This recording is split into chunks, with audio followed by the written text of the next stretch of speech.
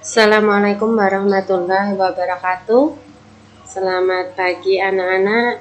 Bertemu kembali dengan Ustazah pada pagi hari ini. Hari ini adalah awal pembelajaran baru kita karena kita sudah sampai pada pembelajaran tema 2, subtema 1 dan pembelajaran yang pertama.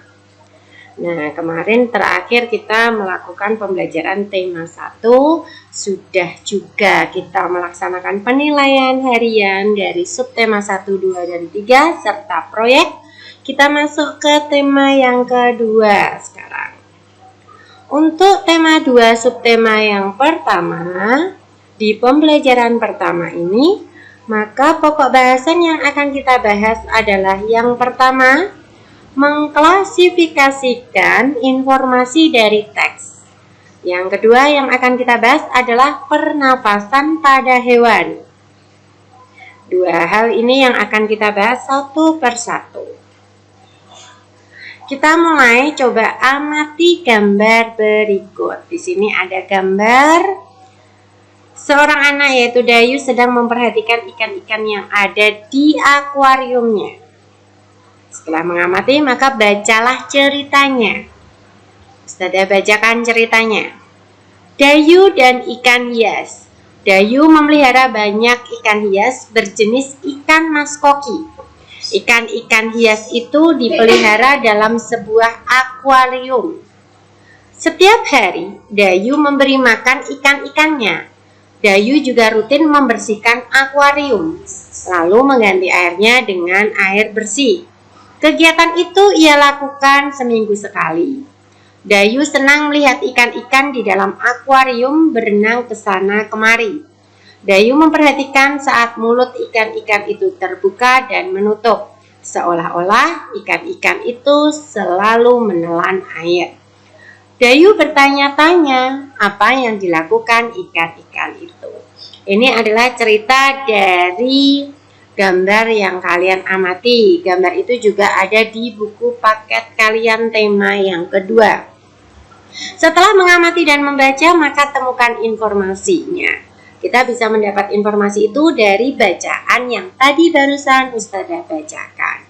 Setelah menemukan informasinya, maka diharapkan kalian bisa menjawab pertanyaan. Nah, coba perhatikan. Di sini ada 6 pertanyaan berdasarkan teks. Jika kalian sudah membaca teks, kemudian menemukan informasi apa saja yang ada di dalamnya, tentu saja kalian bisa menjawab pertanyaan yang Ustazah tampilkan sekarang. Ayo kita bahas satu persatu pertanyaan yang ada di layar pembelajaran hari ini. Untuk yang pertanyaan pertama, kita mulai dari yang sebelah sini. Coba lihat kursornya ya. Siapa yang memelihara ikan hias? Siapa dari bacaan tadi yang memelihara ikan hias? Ya, betul. Dayu. Dayu yang memelihara ikan hias. Pertanyaan yang kedua, apa nama jenis ikan hias yang dipiara? Siapa yang ingat? Ya, betul. Adalah ikan mas koki. Kemudian yang ketiga, pertanyaan yang ketiga dengan kata tanya di mana? Di mana ikan hias itu dipiara? Di akuarium. Pertanyaan yang keempat, dengan menggunakan kata tanya kapan? Pertanyaannya, kapan ikan hias itu diberi makan? Kapan ya ikan hias itu diberi makan? Ya, ikan hias diberi makan setiap hari. Masih dengan pertanyaan kapan, di situ ada pertanyaan kapan akuarium dibersihkan. Akuarium itu dibersihkan setiap seminggu sekali. Pertanyaan yang terakhir adalah apa yang diperhatikan Dayu saat melihat ikan-ikan hiasnya. Ini ada di paragraf yang terakhir. Apa coba? Ya, betul. Dayu memperhatikan saat mulut ikan terbuka dan menutup. Ini yang diperhatikan oleh Dayu. Ini ada 6 pertanyaan yang akan bisa kalian jawab bila kalian tadi membaca cerita dari Dayu dan ikan hias. Kita lanjutkan. Untuk pokok bahasan selanjutnya kita akan belajar tentang pernafasan pada hewan. Yang namanya hewan, salah satu dari makhluk hidup tentu saja memiliki ciri yang namanya bernafas. Hewan juga bernafas seperti halnya manusia dan memiliki alat pernafasan yang berbeda-beda. Alat pernafasan hewan tersebut dapat menggunakan kulit atau trakea, insang, dan ada pula yang juga seperti manusia, yaitu menggunakan paru-paru. Kita akan lihat jenisnya satu per satu dari jenis-jenis hewan dan jenis alat pernafasannya masing-masing. Yang pertama ini ada hewan cacing tanah.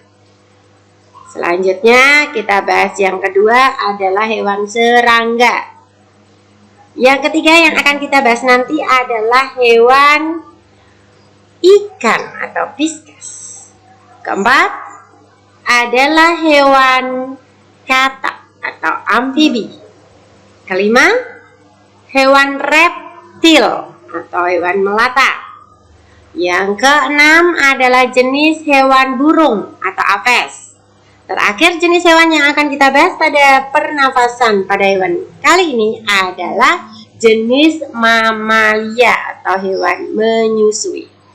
Baik, kita akan bahas satu persatu dari ketujuh jenis hewan beserta pernafasannya.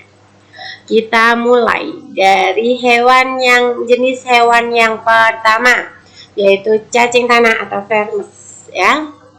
Ini coba diperhatikan, ini adalah bentuk cacing tanah. Ini kalau kalian lihat ya, cacing tanah. Dan di sebelah kirinya ini adalah penampang dalam cacing tanah. Di sini ada keluar dan masuknya udara, CO2 dan O2 dari kulit cacing melalui pembuluh kapiler. Nah, cacing tanah tidak memiliki pernafasan khusus karena dia bernafas dengan menggunakan kulit. Oleh karena itu, cacing menyukai tempat yang lembab supaya apa? Supaya kulit cacing selalu basah dan berlendir. Ini adalah syarat supaya cacing bisa bernafas. Di bawah permukaan kulit cacing yang tipis terdapat pembuluh udara. Udara masuk melalui kulit. Kemudian oksigen diikat oleh darah.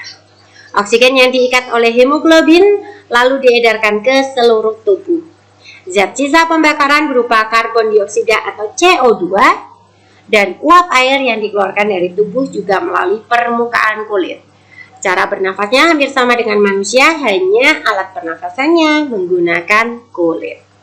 Kita lanjutkan untuk jenis hewan yang kedua adalah serangga atau insekta. Kalian pasti sudah tidak asing dengan yang namanya serangga, hewan-hewan serangga.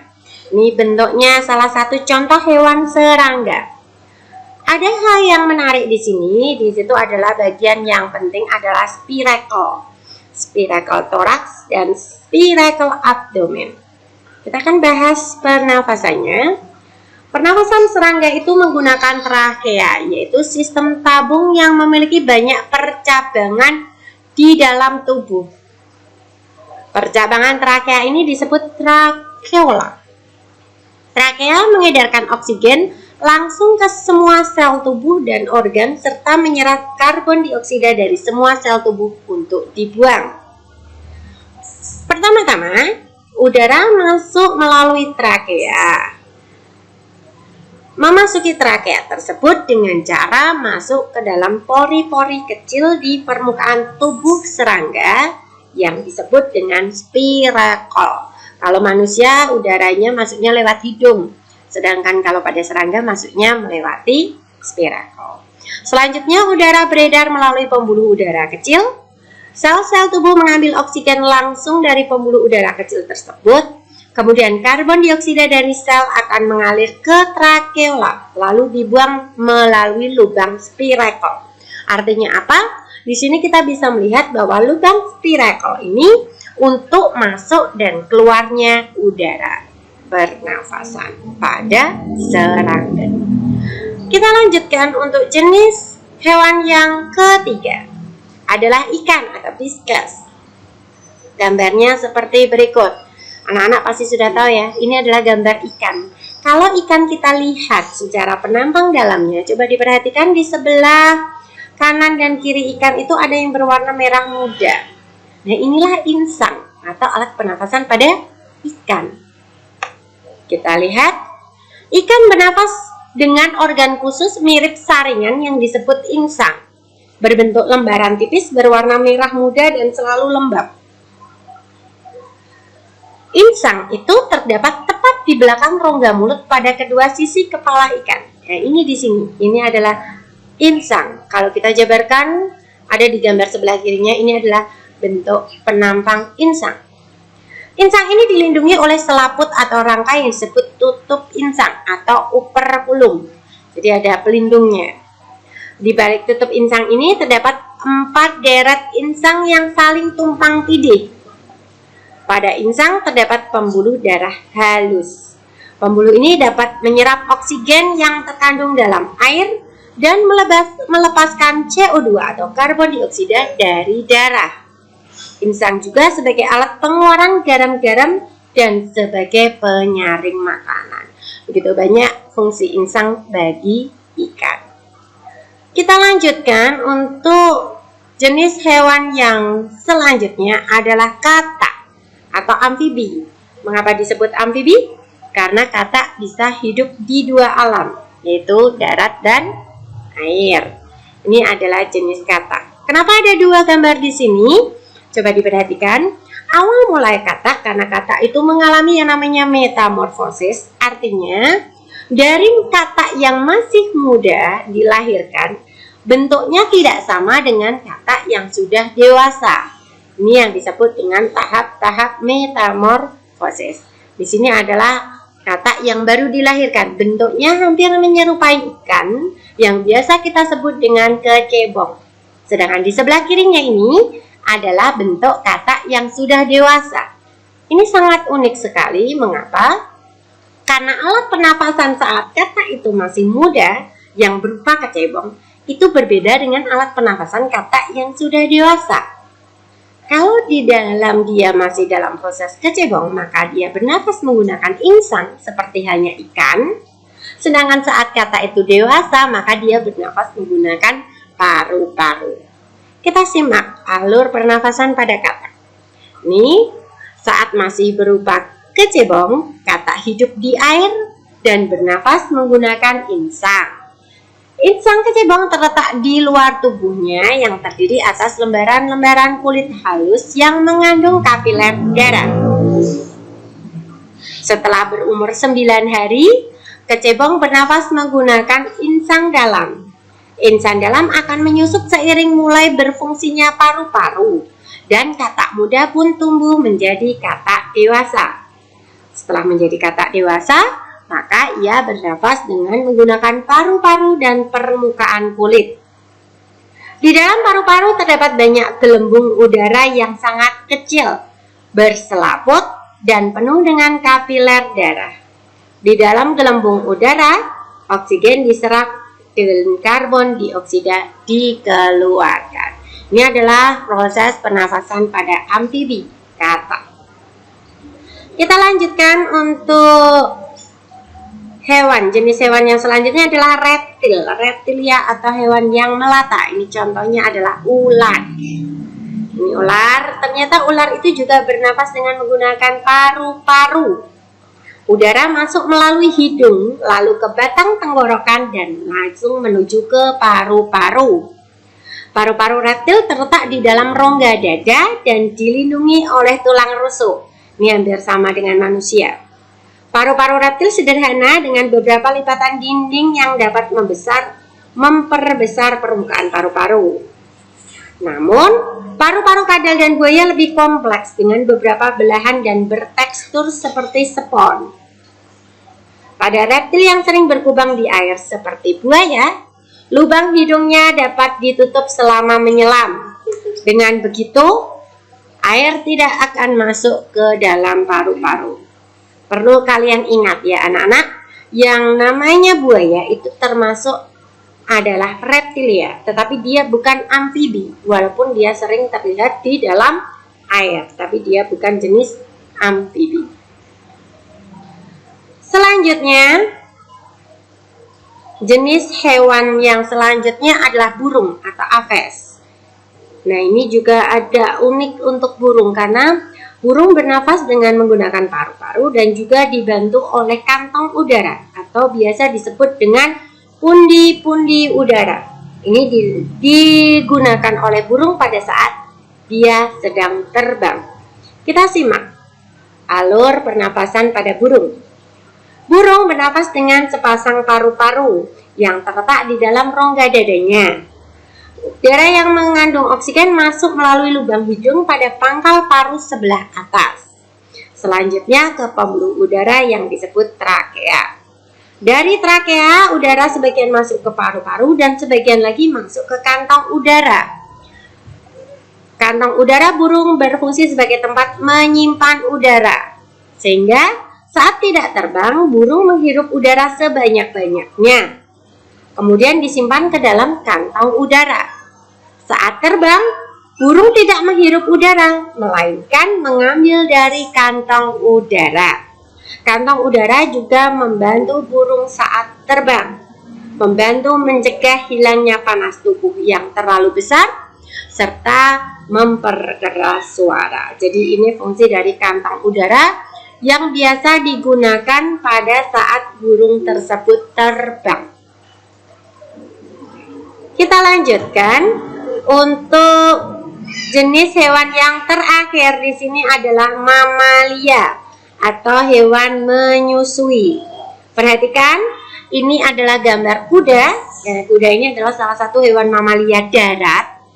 Ya, jadi yang namanya mamalia tidak hanya ada mamalia darat, tapi juga nanti ada mamalia laut. Sama dengan manusia, mamalia adalah jenis hewan yang menyusui yang bernafas dengan menggunakan paru-paru. Yang ada di gambar ini yaitu kuda, ini adalah mamalia darat. Ternyata ada juga yang namanya mamalia laut. Contohnya adalah paus, duyung, dan lumba-lumba. Nih gambarnya. Walaupun dia hidup di dalam air, walaupun dia hampir seperti yang namanya ikan, ternyata paus, lumba-lumba, dan duyung itu adalah jenis mamalia yang bernafas menggunakan paru-paru. Nah, pada mamalia air, hidungnya dilengkapi dengan katup. Ini seperti pada buaya. Saat mamalia tersebut menyelam, katup akan menutup. Sebaliknya, saat mamalia tersebut muncul ke permukaan air, katup terbuka. Saat itulah mamalia air tersebut akan menghirup oksigen serta mengeluarkan karbon dioksida dan uap air. Itu sebabnya anak-anak, jika kalian pernah melihat lumba-lumba atau melihat paus, itu akan ada di saat dia sering muncul ke permukaan air. Untuk apa? Yaitu untuk mengambil udara karena mereka bernafas dengan menggunakan paru-paru. Jika menggunakan paru-paru tentu saja hanya bisa mengambil udara, hanya bisa mengambil oksigen di dalam udara. Tidak bisa mengambil oksigen di dalam air seperti hanya ikan yang bernafas dengan menggunakan insang. Oke, kita selesai pada pembelajaran hari ini. Kita sudah belajar tentang pernafasan pada hewan dan mencari dan menemukan informasi pada bacaan.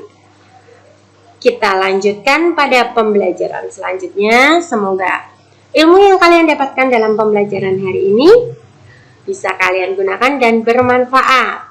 Untuk pembelajaran hari ini tidak ada tugas ya anak-anak. Cuma kalian harus kembali mengulang apa yang Ustazah sampaikan pada pertemuan hari ini. Supaya apa? Supaya yang Ustazah sampaikan tidak kalian lupa atau bisa kalian catat dalam memori kalian. Bisa dicatat juga di buku jika tidak ingin lupa. Baik, Ustazah akhiri. Wassalamualaikum warahmatullahi wabarakatuh.